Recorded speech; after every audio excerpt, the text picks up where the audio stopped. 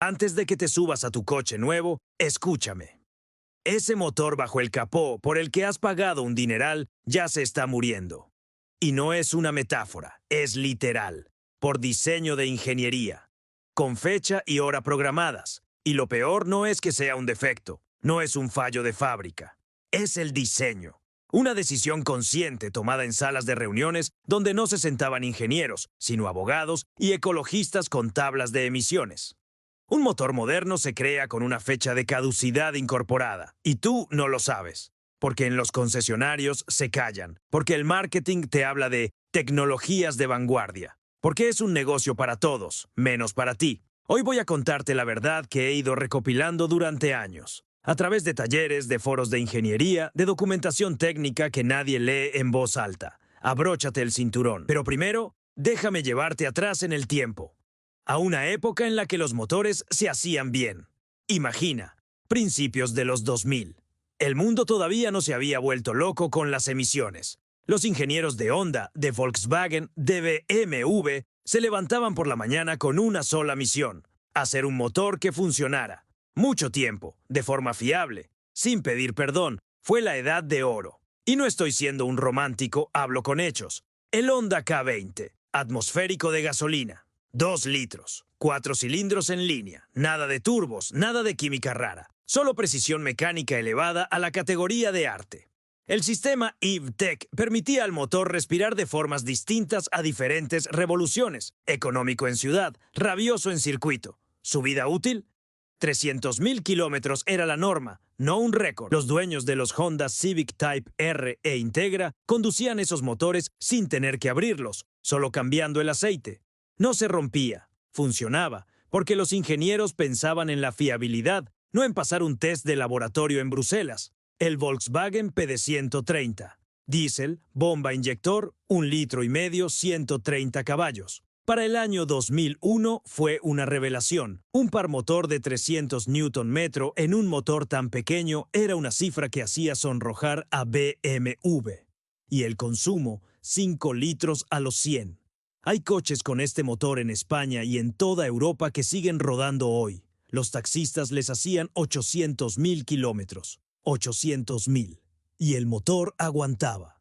¿Cómo lo hacían? Sencillo. A los ingenieros no les ataban las manos. La potencia y la durabilidad no eran enemigas. Coexistían porque nadie les obligaba a añadir prótesis ecológicas al diseño. El circuito de aceite era un circuito de aceite. La cámara de combustión era una cámara de combustión. La geometría de las válvulas se calculaba para ser eficiente, no para reducir los óxidos de nitrógeno. Era una época en la que comprabas un coche y sabías que no te iba a dejar tirado. Y entonces llegó la normativa Euro. Euro 4, Euro 5, Euro 6. Cada nuevo estándar era una soga que apretaban un poco más. Y con cada vuelta de tuerca, los ingenieros tenían que elegir o reducir la potencia y perder mercado, o añadir una nueva capa de complejidad técnica para engañar a los sensores y mantener las cifras del catálogo. Eligieron lo segundo, y fue una catástrofe. Te voy a hablar de 2 tecnologías que aparecieron justo por esta razón. 2 ideas distintas, con consecuencias igualmente monstruosas. Primera tecnología, la correa de distribución húmeda. Suena inocente, ¿verdad?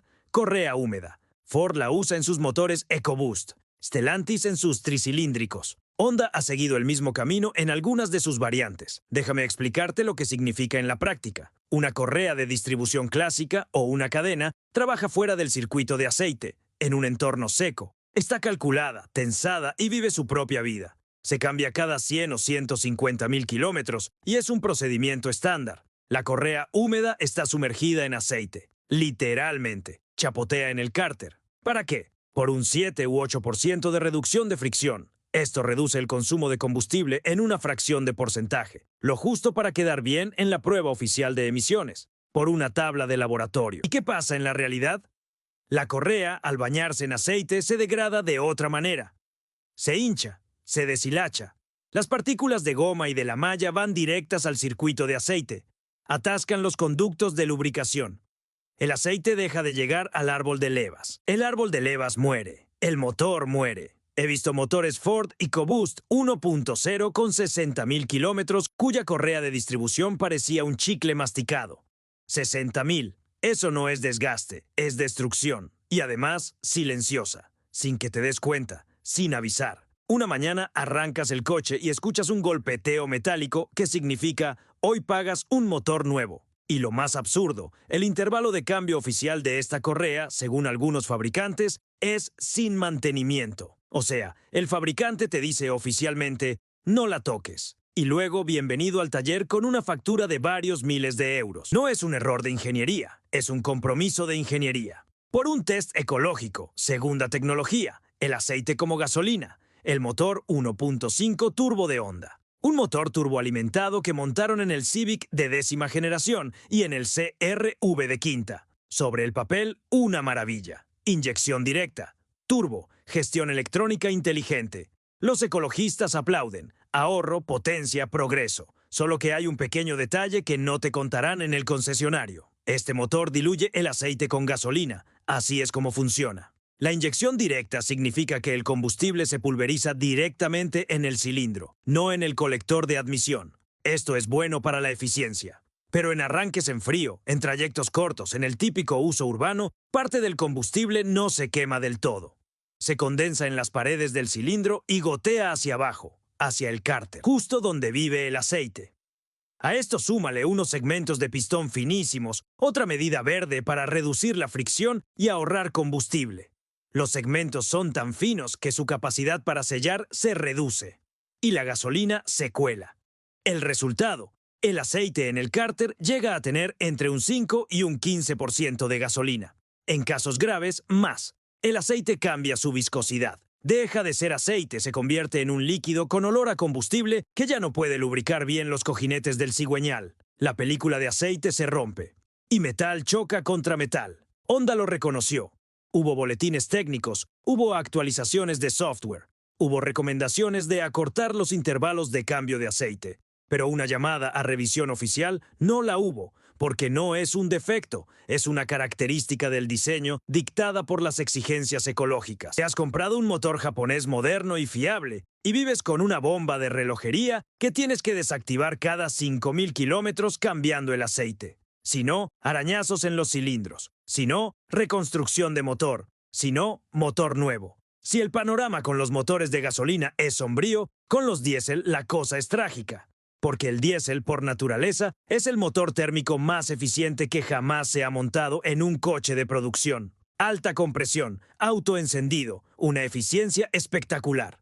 Fue creado por la naturaleza para funcionar eternamente. Pero los ecologistas decidieron otra cosa.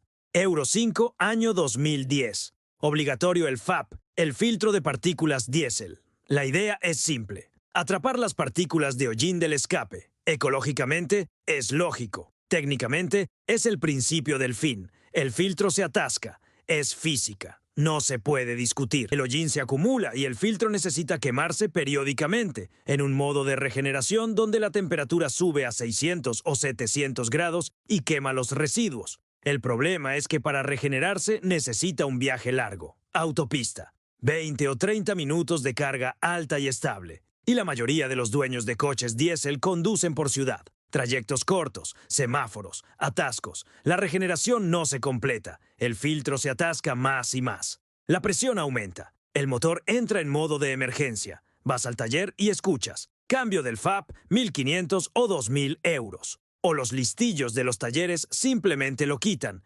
ilegalmente, por toda España, porque la elección entre pagar por el filtro y saltarse la ley se decanta demasiadas veces por lo segundo. Un motor diésel que debería durar 500.000 kilómetros muere asfixiado por su propio hollín a los 150.000, porque su dueño vive en la ciudad. Euro 6, año 2015. Ahora no basta con atrapar el hollín, ahora hay que luchar contra los óxidos de nitrógeno, los NOx. Y la industria inventó una solución, el sistema SCR con inyección de urea. El AdBlue. El AdBlue es una solución de agua y urea. Se echa en un depósito aparte, se inyecta en el sistema de escape, reacciona con los NOx y los convierte en nitrógeno y agua.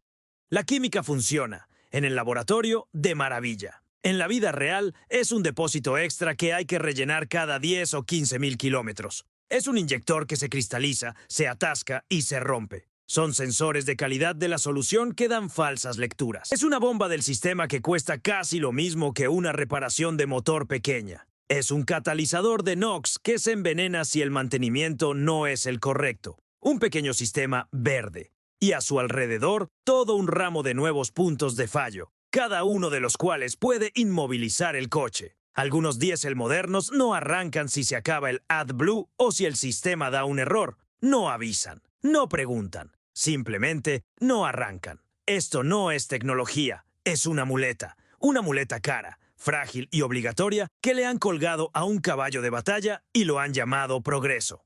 Y lo último, lo más fisiológicamente repugnante, la EGR, el sistema de recirculación de gases de escape. El principio, parte de los gases de escape se devuelven al colector de admisión y se mezclan con el aire fresco antes de entrar en la cámara de combustión. ¿Para qué? Para bajar la temperatura de la combustión. A menor temperatura, menos NOx. Una marca en la casilla de la tabla ecológica. ¿Qué pasa en la práctica? Los gases de escape no son aire puro. Son una mezcla de dióxido de carbono, hidrocarburos sin quemar, neblina de aceite y en los diésel, hollín fino. Todo eso vuelve a entrar al motor, se deposita en las válvulas de admisión, las cubre con una capa de carbonilla de 1 centímetro de grosor.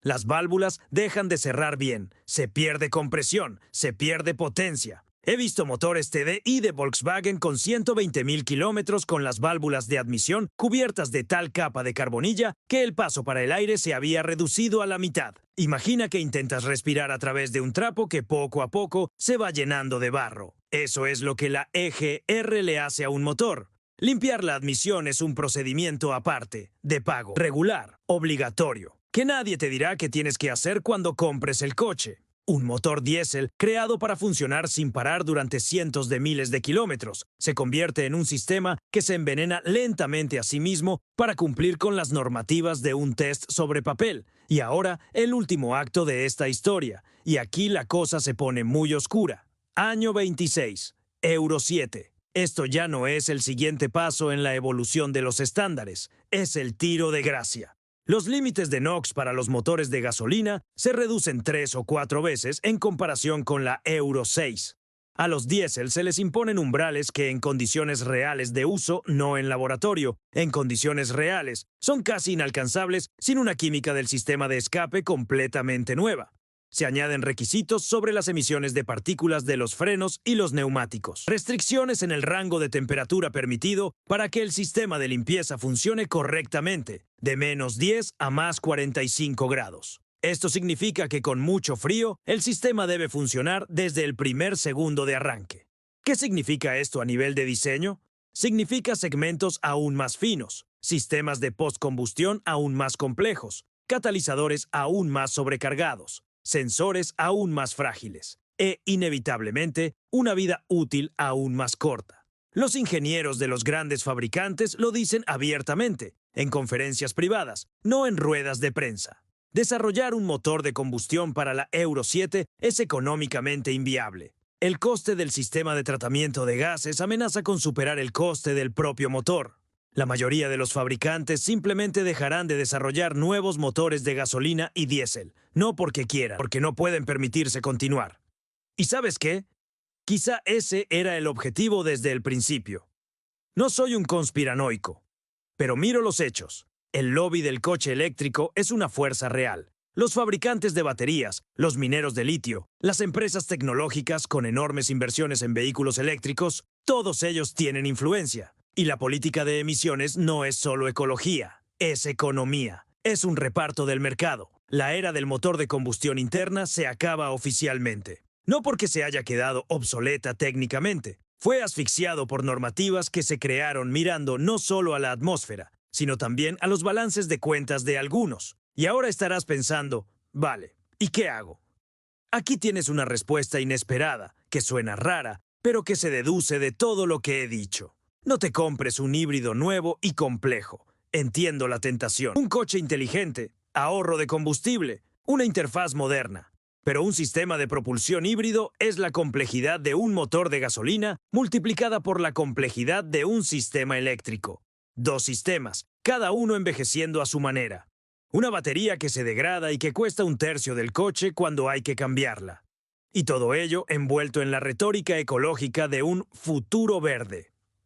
La jugada más inteligente hoy en día es encontrar un coche en buen estado de antes del 2010. Escucha con atención. Un Honda Civic bien conservado con un motor K20. Un Volkswagen Golf o Passat con un PDT-DI. Siempre que se le haya anulado la EGR y se haya limpiado la admisión. Un Toyota con un motor de la serie 1ZZ o 2ZZ. Un BMW E46 o E90 con un motor atmosférico de 6 cilindros en línea, de antes de la era del turbo y la inyección directa. Son coches en los que la lógica de la ingeniería todavía no había sido sacrificada en el altar del reglamento ecológico. Son coches que se pueden arreglar en un taller normal, con herramientas normales, sin necesidad de un costoso diagnóstico con la máquina oficial de la marca. Sí, son más viejos. Sí, consumen más. Sí, no tienen una pantalla táctil que ocupa media consola, pero funcionan. Y seguirán funcionando mucho tiempo si los cuidas. Y ese coche nuevo de 20 o 30.000 euros con motor turbo, correa húmeda, AdBlue e inyección directa. En 5 o 7 años, empezará a enseñarte lo caro que sale el progreso. Estás viendo este vídeo y piensas, quizá está exagerando. Puede ser, pero te pido una cosa, escríbelo en los comentarios. Ahora mismo, cuenta con qué averías te has encontrado en un motor moderno.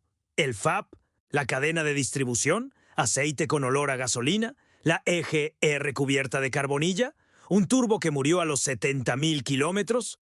Leo todos y cada uno de los comentarios, y con cada uno nuevo, el panorama se vuelve más claro. No son casos aislados, es el sistema. Y mientras los fabricantes callan, hablaremos nosotros. Porque alguien tiene que hacerlo.